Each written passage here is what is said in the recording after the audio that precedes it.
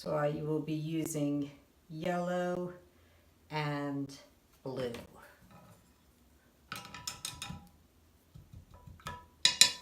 And my white. So you only need a tiny bit of blue since it's such a dark pigment. You only need a little bit of it to get a nice green. This is the green using the ultramarine blue.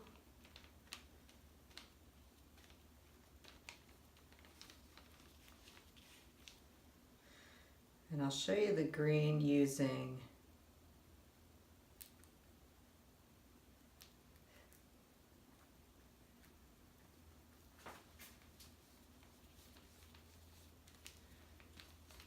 the phthalo.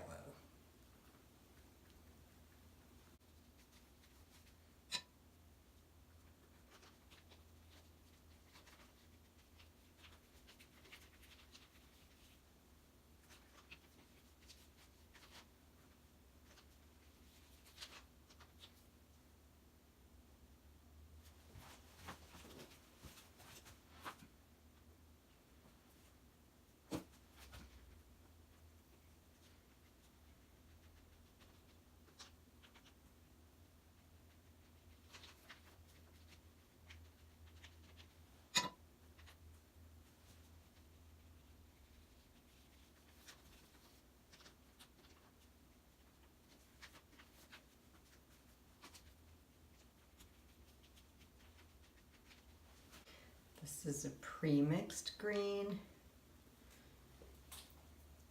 called permanent green.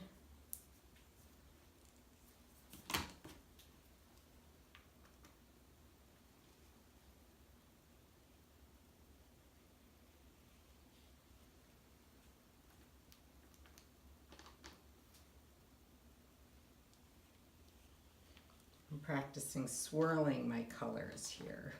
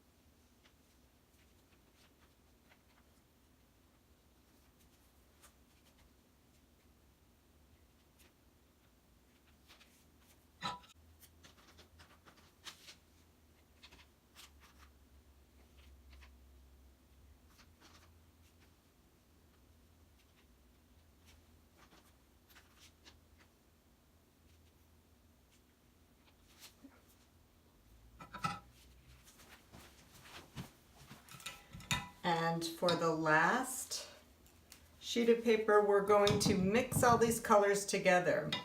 We're going to get some kind of a neutral color. So when you mix your your three primary colors together, your yellow, red, and blue together, you will get browns, grays, neutral colors. You notice that the water is a little bit brown here. That's because everything has mixed together. So we're going to do that now. I like to take my white blob of paint and mix it with all its little dabs of color in it. I love using that. But also if you mix just red and blue and yellow together, you'll get some nice combinations of colors. So you notice I used up my white and my yellow. I always use those colors up because they're lighter and they require more when you're mixing. So because blue is such a dark pigment, you don't need as much. So this is just the blue and the cadmium red mixed together. It's this really dark color, almost a brown. I start adding white to it. It becomes more gray.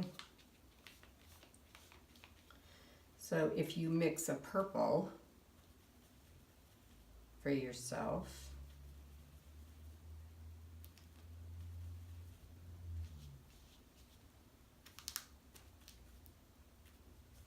I don't have enough red, and add yellow, you will get these gray colors, which are quite wonderful also. So my suggestion for this last piece of paper, for the last couple pieces of paper, is just use up the paint on your palette.